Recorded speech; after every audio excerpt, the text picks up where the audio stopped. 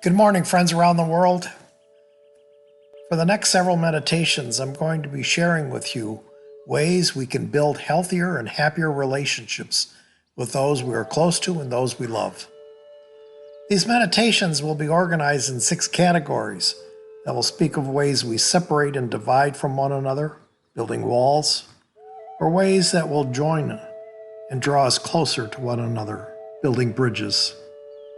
Let's take a look at those 6 categories right now. First, we'll look at our communication skills and how we can use these skills to build bridges. We'll not only address what we say, but we'll take a look at body language as well. Part 2 is about becoming curious. We'll see that it's a wonderful means for us to use to develop what Trish speaks of in her meditations as a beginner's mind. Part 3 is about cognitive behavior, where we are set free of the bondage of our feelings that imprison us and set us free to build bridges in our relationships. Part 4 will consider our feelings and how we respond in healthy ways to one another. Part 5 will take a look at the emotion of anger and consider how it can become an asset in our world and in our relationships. Part 6, we'll look at the concept of freedom in our relationships and by giving up our need to control others. Okay, let's begin looking at part 1 by looking at some of the tools that will help us build bridges in our relationships. In the first part, communications, we'll be looking at verbal language and body language, how we speak to one another to build walls or bridges. So let's get started, okay? Are you ready to meditate on the first tool? Well, here it is. We don't interrupt. We wait until the other person has finished speaking before we start talking. We listen and avoid the temptation to think about what we're going to say next. Remember, we have one mouth and 2 ears for a reason.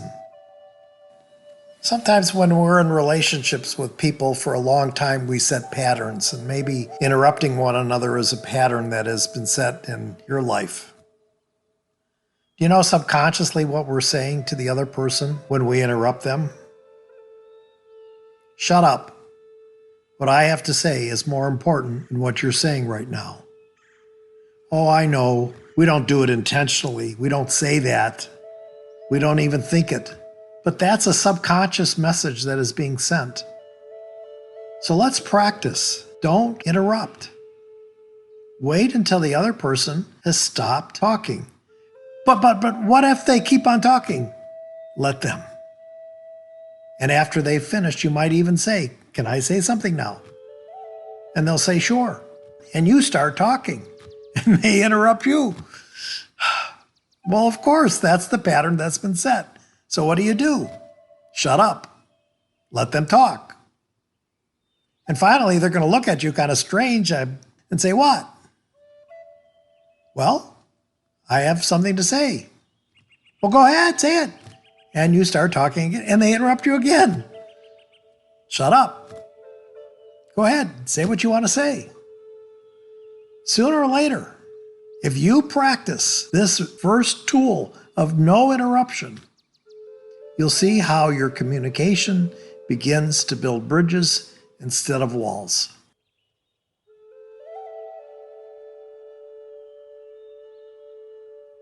Spend the rest of the time we have together this morning and consider this first tool we've talked about.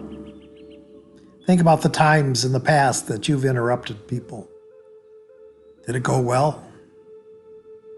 Maybe envision ways that you might find the curiosity to listen to what they have to say and build bridges in that relationship instead of walls.